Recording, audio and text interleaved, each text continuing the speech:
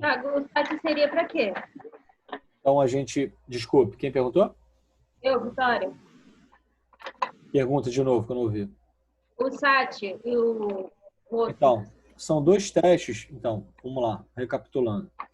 Então, são dois testes do qual a gente vai, do qual a gente vai utilizar com o paciente para a gente detectar, ou então, a gente vendo uma alteração na cinese escapular, a gente vai fazer alguns testes, né? O primeiro teste é a própria avaliação da mecânica escapular, né? Então, quando a gente detecta isso, a gente vê se tem alguma alteração, né? Como a gente viu lá no vídeo, a gente vai ver se há uma alteração, né? Então, se existe alteração, a gente coloca lá se é sim ou não. Então, a gente viu uma alteração, né? Uma proeminência da borda inferior, ou uma proeminência da borda medial, ou então uma elevação da borda superior, né? Então, respectivamente, aí, grau 1, 2 e 3. Então, se existe uma alteração, a gente vai ver se essa alteração ela é óbvia, né? Se é claramente a gente vê essa alteração. Então, se claramente a gente vê, a gente vai detectar ali se é grau 1, 2 ou 3. Que estrutura que está quando faz a mecânica, quando faz o movimento, ou de flexão, ou de elevação no plano da escápula, como é que essa escápula se comporta. Se a borda inferior ela se descola, né? Se ela fica mais proeminente, se a borda inferior é a borda medial, ou se a borda superior ela fica mais elevada. Né? Então, a gente vai graduar aí de grau 1, 2 ou 3. Certo? Uma vez visto isso, não quer dizer que seja muita coisa. Né? Esse paciente ele pode ser simplesmente assintomático, mas se ele está procurando a gente, provavelmente tem alguma repercussão. Fala, João. Não, ele não tá Ah, no. tá. Ele tá no Tá. WhatsApp. Beleza. Então, a gente vai ver se há alteração, se houver alteração, se ela é óbvia. Se essa alteração ela é óbvia, a gente vai graduar ali 1, 2 ou 3, né? Dependendo da estrutura, durante o movimento de flexão do ombro ou elevação do ombro no plano escapular, que estrutura que está sendo acometida. E para isso se é mecânica articular, quem vai estar interferindo nisso normalmente são os músculos que promovem ou que auxiliam no movimento da escápula. E aí existem dois testes, que é o teste de assistência e o teste de retração. Esses dois testes eles vão nos indicar se há uma insuficiência ou uma fraqueza de determinados músculos que são fundamentais aí na estabilidade da escápula. Que são dois músculos basicamente, não só esses dois, mas especificamente o serrátil anterior e o trapézio inferior, o trapézio ascendente. Então, lá, quando a gente faz o teste de assistência, que é o SAT, quando a gente faz o teste pegando na borda medial da escápula e ao abduzir, ao paciente abduzir, solicitar para ele abduzir ou elevar o braço no plano da escápula, se há uma diminuição do quadro doloroso do paciente, esse teste ele é positivo, indicando que há uma insuficiência do músculo trapézio inferior ou trapézio ascendente, a mesma coisa. Tá? Isso para o teste SAT, que é o teste de assistência. Então, quando a gente viu lá, a escápula está fazendo um tilt anterior, né? Quer dizer, a borda inferior ela está saindo do gradil costal, bem entre aspas, a gente vai lá, faz o teste de assistência, por exemplo, e aí o paciente reproduz uma melhora, diz que melhora o movimento, né? O movimento fica indolor. Isso é um teste positivo, ou seja, há uma insuficiência do trapézio inferior. Isso vai nos auxiliar na hora de tratar o paciente, né? Quando a gente for tratar o paciente, for prescrever exercício, a gente vai otimizar ou vai priorizar o trabalho dessa musculatura, certo? Isso por o teste SAT, o teste de assistência. E o outro teste é o SRT, que é o teste lá que a gente... Deixa eu colocar aqui, ver se eu coloco aqui para vocês. É o teste que a gente pede para o Deixa eu ver se vai rodar. Então, o teste de retração, né? Onde a gente vai apoiar com o antebraço a escápula do paciente, com a mão a gente vai estar apoiado na clavícula do paciente e pede para ele fazer o movimento de elevação do braço no plano da escápula. E aí o paciente vai executar o movimento, a gente vai fazer uma força ligeiramente contrária, tá? E se o paciente relatar melhora do quadro doloroso, esse teste também é positivo. E ele é mais indicativo para uma fraqueza do serrátil anterior, tá? Não que o trapézio inferior não esteja também enfraquecido, mas a musculatura que executa essa retração é o serrátil anterior. Então, dessa forma, quando a gente estabiliza a escápula mais no gradil costal e pede para ele executar o movimento e melhora a dor, então sugere-se que o serrátil anterior é um músculo que está acometido aí no caso. E daí isso vai ser mais um parâmetro para a gente poder traçar o nosso tratamento lá e otimizar o fortalecimento dessa musculatura, né? Serrátil anterior. São músculos estabilizadores da escápula. Beleza?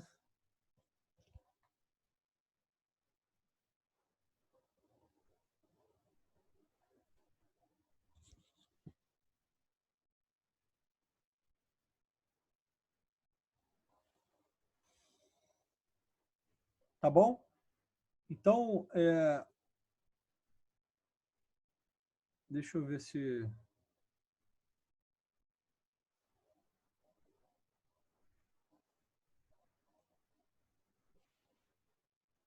We have learned in the SAT test, scapular dyskinesia can lead to shoulder impingement problems when the scapula is not sufficiently following the movement of the humeral head. Vocês conseguem ver o vídeo? Sim. Então, esse é o teste de retração, o teste funcional. Quando a gente fala de fisioterapia, a gente não fala de função. Então, esse é um teste funcional. Aquele outro movimento lá da discinese, que te vê lá, a discinese, classifica em 1, 2 ou 3, para a gente é um teste de mensuração apenas, mas nem sempre ele vai nos indicar alguma coisa.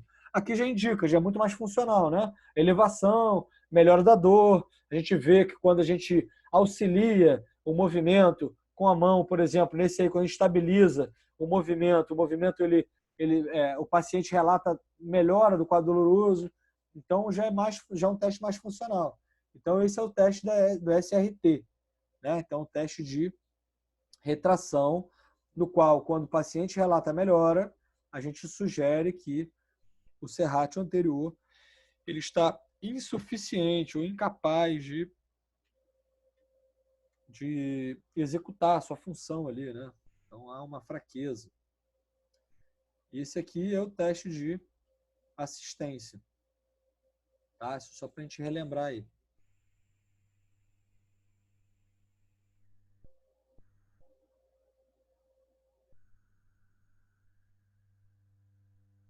Se passar, né?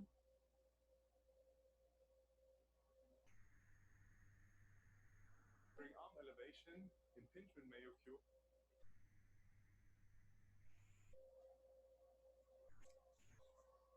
Então, esse teste é o teste de assistência, né? Ele vai apoiar ali a clavícula e com a outra mão a borda inferior, ele vai auxiliar, vai assistir de assistência, vai assistir o movimento da escápula, né? Movimento de... Que movimento é esse que a escápula está fazendo? Quando a borda inferior ela se eleva. Abdução? Não é a abdução. A abdução é quando faz esse movimento aqui, ó. Esse movimento aqui.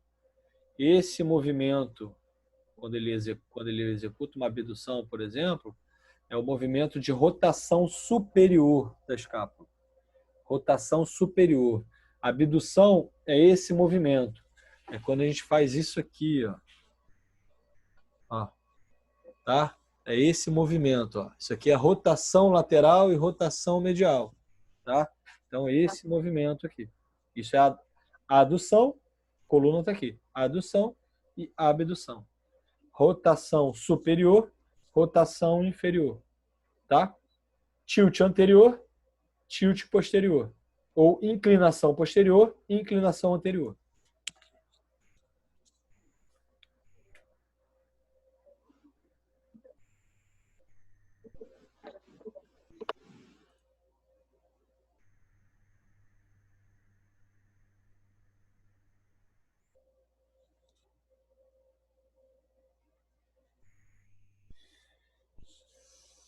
Beleza, pessoal? Então, a gente viu lá, né, de cinese, a gente conversou sobre algumas estratégias de tratamento, né? A gente falou do movimento escapular, os testes funcionais que a gente acabou de ver, e em relação ao tratamento. Então, o tratamento para discinese, isso não é uma coisa que está perdida, não, tá? Isso é um sinal, como eu falei lá atrás, é um sinal que extra-articular, que possivelmente é um fator mecânico, que pode gerar ou desencadear uma tendinopatia do manguito rotador, tá? Então, esse é mais um sinal ali que pode estar, quando a gente avaliar nosso paciente, a gente vai olhar lá a mecânica da escápula, né?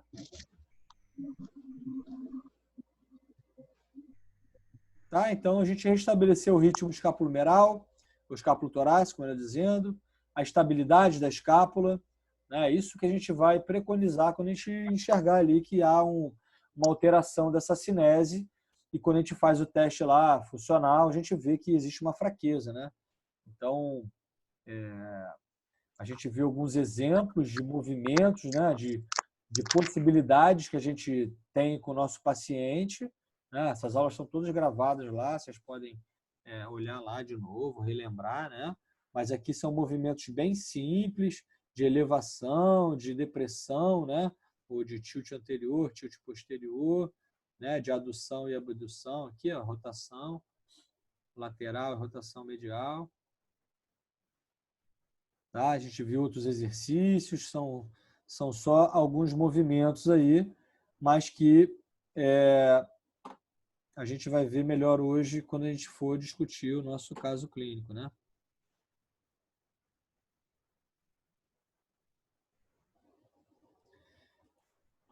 Alguém conseguiu olhar, pelo menos, abriu esse caso clínico, tentou fazer?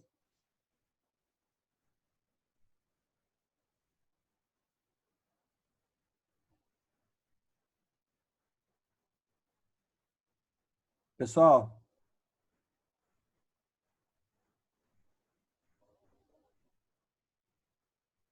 Não. podem abrir aí o áudio. Professor, Alguém chegou a abrir, olhar, pelo menos, ou não? professor, eu não estou respondendo que eu tô no meio da rua, tá bom? Tá tranquilo, beleza.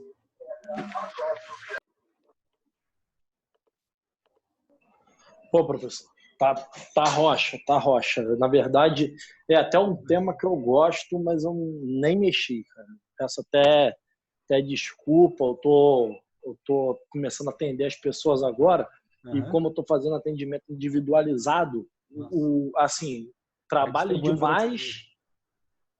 Pois é, eu tô conseguindo atender, mas é muito trabalho e o rendimento está sendo pouco. Entendi. Né? Coisa que eu atendia 5 por hora, eu atendo 1. Então, você atendia em 1 hora, você está atendendo numa manhã, né? Distribui na manhã. Estou atendendo uma manhã.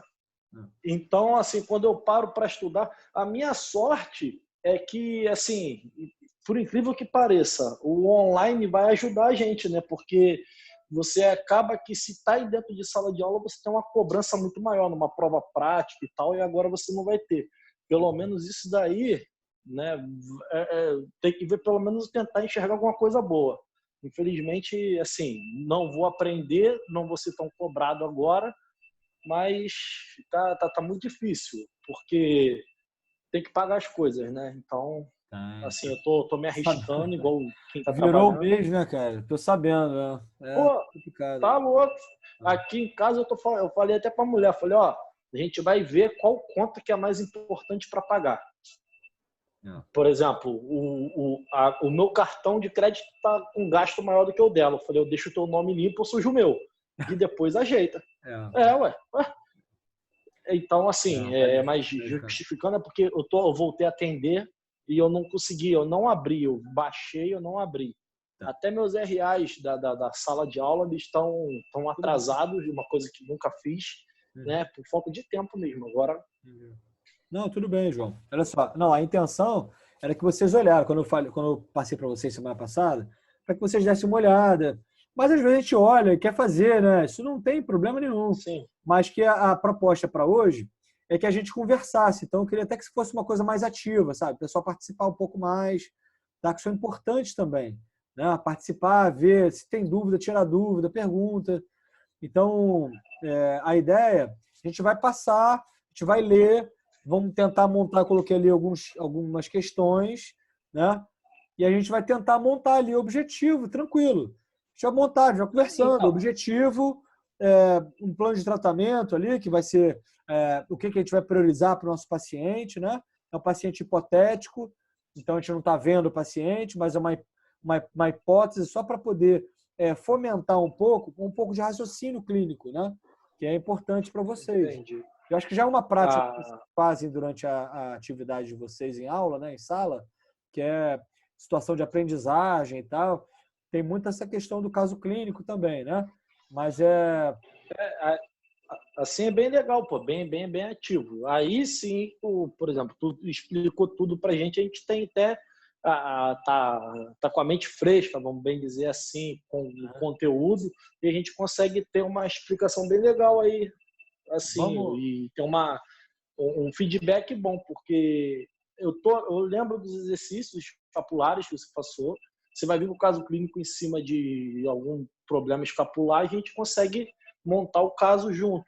Isso, né? Então, olha só, eu vou compartilhar a tela aqui do caso clínico, a gente vai ler o caso clínico e aí a gente vai observando. Possíveis dúvidas, o caso clínico está até bem simples assim, poderia ter mais informação, mas está bem simples. Mas a ideia é mais para que você já raciocine. É um caso clínico sobre dor no ombro, tá? Então, eu vou abrir aqui, peraí. É o caso clínico sobre dor no ombro.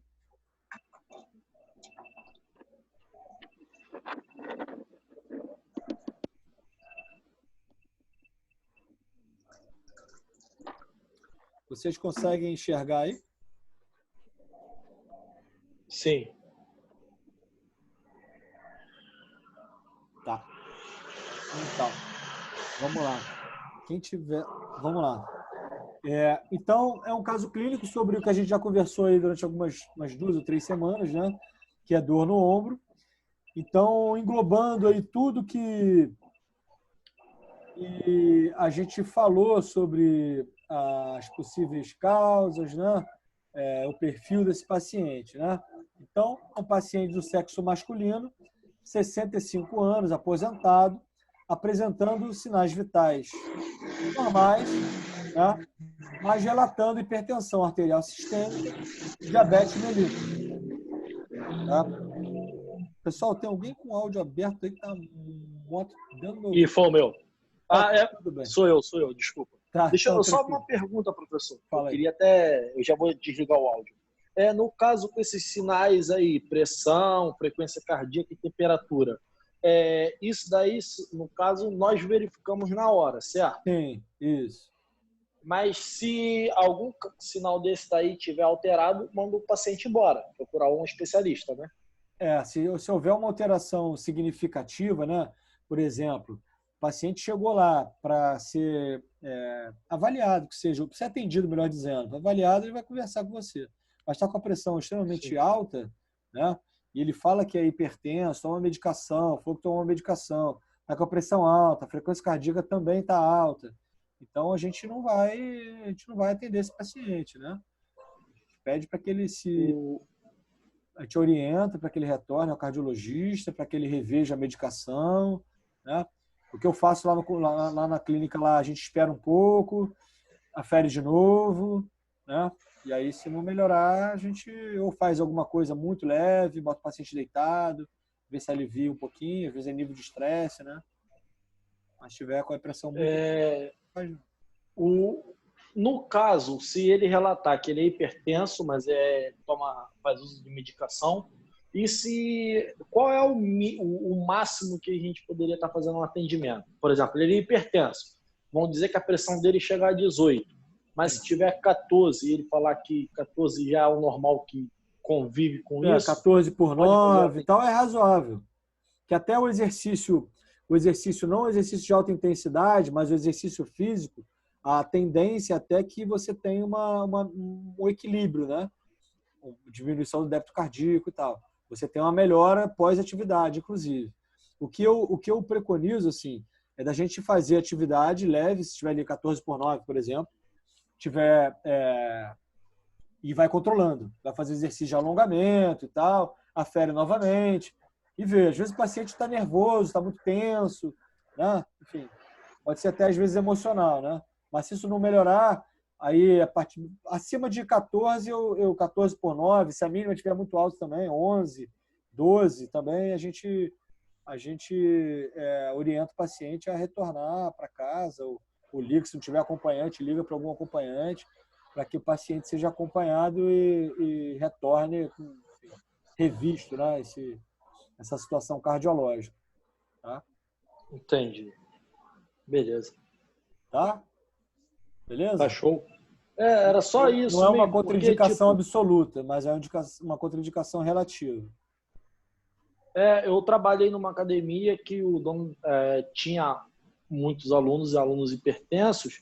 Aí nós verificamos a pressão de todos os alunos antes, né? Uma academia com 50 alunos rotativo, verificar de todo mundo antes e quando for sair. Uhum. Aí tinha uma aluna que era hipertensa, mas ela falava que a pressão dela chegava a 22. Parada absurda, assim. E o dono da academia falava para fazer uma massagenzinha, para ela relaxar, botar perto do ar-condicionado, deitada. Eu falei, pô, mas é 22. Aí ele, não, mas dá. Eu falei, não, pois minha cabeça paciente chegar com a pressão assim, primeiro, né? Paciente chegar com a pressão assim, vai para casa, liga para alguém, inclusive, nem fala, vim de ônibus, vim andando. Não, deita ali, a gente vai monitorando, liga para alguém, pede para alguém leve, bota dentro de um táxi. Mas é perigoso, ainda mais idoso. O táxi leva, né? É. Mas, e não sente nada. O problema é que não tem uma dor de cabeça, Silencioso, não né? tem nada. Uma vertigem não dá nada, não sente nada. Exatamente. Beleza. Bora lá. Vai cair daqui a 10 minutos, tá, pessoal? Aí a gente volta. Então, pressão arterial ali 13 por 9, tranquilo. Frequência também normal. Temperatura, relatando diabetes e hipertensão. Duas coisas que a gente viu lá, né, que são fatores metabólicos que podem estar influenciando no desenvolver, né, na história natural da doença, né? No caso da tendinopatia do manguito rotador. Então, os pacientes hipertensos, diabéticos, eles têm hipertensos até 4 vezes mais chance de desenvolver tendinopatia do manguito rotador, né? E diabetes, 2,5% mais ou menos. Tá? Então, ambos controlados por medicação. Então, apresentando dor no ombro direito há 6 semanas, de início insidioso, ou seja, após atividade de musculação. Procurou atendimento médico, que durante sua avaliação clínica teve a hipótese diagnóstica de síndrome do impacto, ou uma tendinopatia do manguito rotador. Tá? São sinônimos. E solicitou o exame de imagem, ressonância nuclear magnética, apresentou ruptura parcial do manguito rotador, grau 2, classificada como uma ruptura média, entre 3 milímetros e 6 milímetros. Foi encaminhado para a fisioterapia e para o tratamento conservador, ou seja, não cirúrgico. Durante a avaliação fisioterapêutica, o paciente relata sempre ter feito atividade física, nadava. Então, era um cara de 65 anos que nadava. Então, uma atividade esportiva com o braço acima da linha da cabeça, né? Então, porém, há alguns meses, mas é um cara ativo. Porém, há alguns meses iniciou musculação, onde segundo ele, iniciou o quadro álgico. Refere dor principalmente ao movimento. Na escala numérica de dor, ele classificou como uma dor grau 6, durante o movimento de flexão e abdução, e essa dor era na região anterolateral do ombro direito, levando dificuldade à execução de algumas tarefas. Do dia a dia. Tá? Então, nega a parestesia, ou seja, dormência, dor irradiada, assim como ele também nega a dor ao repouso. Tá? Outros pontos aqui que vão indicar ou que são característicos de pacientes com dor no ombro, indicativo de lesão de manguito rotador ou de uma tendinopatia do manguito rotador. Esse paciente normalmente ele sente, apesar dele falar que não tem dor ao repouso, mas muitos relatam dificuldades do sono, né? Então, perda do sono, o que repercute, né? Que pode gerar um quadro cíclico aí, né? O cara não dorme direito, não descansa, não recupera, aumenta nível de estresse, aumenta a liberação de substâncias nocivas aí para o cérebro. Então, uma dor que era uma dor aguda começa a se tornar uma dor mais persistente, ele não consegue dormir direito, não acha posição. Então, esse paciente, ele também, em alguns casos, ele vai apresentar uma perda da qualidade do sono. Tá? Então, isso também é característico. Tá? Quadros inflamatórios, normalmente, eles tendem a piorar à noite. Quem já teve uma dorzinha de garganta, passa o dia, acorda meio mal ali e tal, passa o dia melhorando e tal. Quando chega à noite, dá uma agudizada novamente. É muito comum, né? Quando diminui o nosso metabolismo, disso acontecer. Então, o exame físico, ele relata uma dor na palpação grau 3 ali, né? Na escala numérica de dor. Aí a gente fez uma goniometria ativa, onde ele teve 120 graus no ombro direito, de flexão, 45 de extensão, ou seja, normal. Então, se a gente for pensar aqui na flexão, ela vai mais ou menos até 180, 170, 180. Então, 120 graus. Então, tem uma perda aí da flexão. Tem uma perda da abdução. A rotação interna e a rotação externa também tem um déficitzinho aí, se a gente for pensar em relação ao lado contralateral, né? Então, o lado contralateral tem uma perda mínima. Então, se do lado direito, que é o lado acometido, tem 65, do lado esquerdo tem 70. Então, a gente leva em consideração aí uma perda acima de 10%. Tá? Pensando que o normal seria aí em torno de 80 a 90 graus, tá? Para a rotação interna e externa. Beleza? Professor, fala aí. Nesse caso, o dele vamos pensar ali na flexão. Tá. Ele está quase em grau completo do esquerdo, né? No caso, pensando em 180 graus. Completo.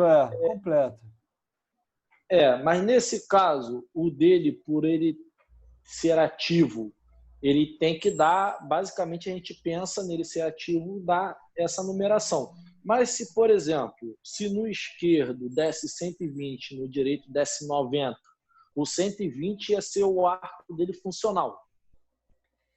120 já é funcional. 120 graus Não, já é funcional. Mas, eu sei, mas no caso dele que é nadador... Entendendo. Você quer ter o parâmetro do lado contralateral, não do parâmetro de normalidade. Eu quero saber o quanto eu posso fazer para o lado que está acometido para poder chegar no nível do outro, ou o lado acometido pode passar o outro que não foi acometido. Por exemplo, se o esquerdo dele tivesse 120 graus, o direito 90. Eu faço o tratamento no direito, claro que não vou deixar o esquerdo sem fazer exercício, faço tratamento no direito e o direito passa os 120 para 150. Pode ser. Pode acontecer, mas isso daí, aí, no caso, eu não tenho que compensar os dois com o mesmo arco. Então, pode acontecer por um simples motivo. De você, na avaliação, você observou que houve uma perda. O paciente está relatando dor no ombro direito, tá? Mas aí quando você foi lá mensurar, ele também tinha uma perda de amplitude de movimento do ombro esquerdo, porém assintomático. Beleza? Vamos fazer assim? Pode ser? Pode. Pode ser assim? O paciente tem dor nos dois ombros? Porque se o paciente tem dor nos dois ombros, Você vai avaliar, obviamente, os dois ombros, nos dois casos, seja uma dor bilateral ou unilateral. Você vai avaliar dos dois lados, até mesmo para comparar. Mas partindo do princípio que o paciente ele é assintomático do ombro esquerdo, mas ele tem uma diminuição da amplitude de movimento do ombro esquerdo também, eu vou abordar esse ombro esquerdo também. Por mais que seja funcional para ele. Tá? Eu vou avaliar o ombro esquerdo. Sim. Pensando que ele já está ali, você está fazendo um tratamento, você pode priorizar o lado afetado, mas não esquecer o outro lado. O que eu posso fazer? Qual uma estratégia interessante? Meu ombro esquerdo não é assintomático, mas eu não tenho uma boa amplitude de movimento? Tenho uma boa amplitude de movimento. Eu tenho uma amplitude de movimento mais funcional ou uma amplitude de movimento assintomática? Eu posso, pura e simplesmente, priorizar o ombro direito com mobilizações mais passivas, né? Lá que a gente viu lá de mobilização artrocinemática, e preconizar exercícios de mobilidade para ambos os braços, ambos os ombros. Por que não? Polia, movimentos que vão trabalhar aí os dois ombros, com bastão. A gente vai ver alguns exercícios de mobilidade. Entendi. No caso dele, eu poderia fazer o exercício bilateral, padronizando os dois, e a mobilização mais acometido. Isso. Você pode priorizar, você pode dar uma ênfase no ombro que está mais acometido. Mas você não vai deixar de lado um braço um ombro que você viu que 120 graus, cara, é mais ou menos isso aqui. Ó. Aqui é 90, né? Pensando aqui 90, 120 graus, o paciente vai estar aqui. Mais ou menos isso. Tá? Então, por que não tentar ganhar aí mais 20 graus, 140 graus? Vai ser mais funcional, vai conseguir ficar as coisas mais no alto. No caso aqui desse paciente, ele nada, por exemplo. Né? Então, pode estar repercutindo em algum momento, em algum estilo, né? No nado costas, por exemplo, né? No borboleta, se ele nada borboleta. Então, você pode dar uma prioridade no ombro que você está vendo um déficit maior. Mas você não vai ter como parâmetro um ombro que está muito fora da normalidade. A gente pensando em normalidade aí 170 graus, 180 graus. Ele está com uma perda de 50 graus de um lado e de 60 do outro. Entendeu? 60, 70. Entendeu, João? Entendi. Mas é uma boa pergunta. Beleza? Não, é prioridade. A dúvida era só essa.